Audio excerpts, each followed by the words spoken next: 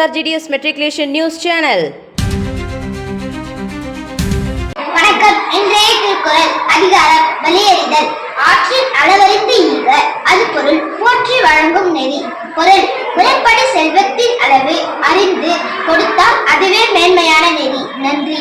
आज का शब्द घर, हाउस, मकान, बिल्डिंग, महल, पैलेस, झोपड़ी, हट, पेड़ घर, ट्री हाउस, लकड़ी का घर, वुड हाउस.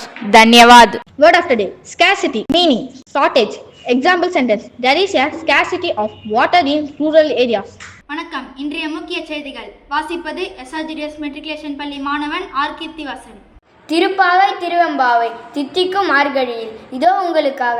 திருப்பாவை பாசுரம் 13.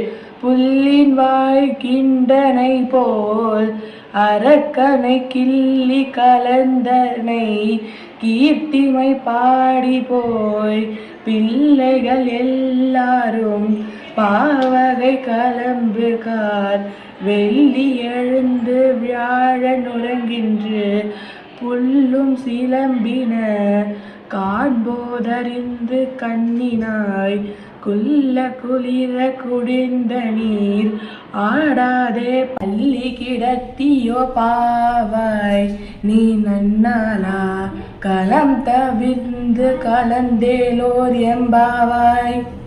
பொருள்: பறவை வடிவம் கொண்டு வந்த பகாசுரனின் வாயை பிளந்து அழிக்கவும் பிறன் மலை நாடிய ராவணனின் தலையை கொய்யவும் அவதாரம் எடுத்த நாராயணனின் புகழை பாடியபடியே நம் தோழர் எல்லாரும் பாவை விரதம் இருக்கும் இடத்திற்கு சென்றாகிவிட்டது. கீழ்வானத்தில் வெள்ளி முளைத்து விட்டது, வியாழன் மறைந்து விட்டது, பறவைகள் கீச்சிட்டு பாடுகின்றன. தாமரை மலர் போன்ற கண்களுடைய பெண்ணே, விடியலை உணர்த்தும் இந்த அறிகுறிகள் தெரிந்தோம் உடல் நடுங்கும்படி குளிர்ந்த நீரில் நீச்சல் அடித்து குளிக்க வராமல் என்ன செய்கிறாய்? அந்த கண்ணை நினைக்கும் ஒவ்வொரு நாளும் நன்னாளே. மார்கழியில் அவனை நினைப்பது இன்னும் சிறப்பல்லவா? எனவே தூக்கம் என்னும் திருட்டை தவிர்த்து எங்களுடன் நீராடவா. திருவெண்பாவை பாசுரம் 13.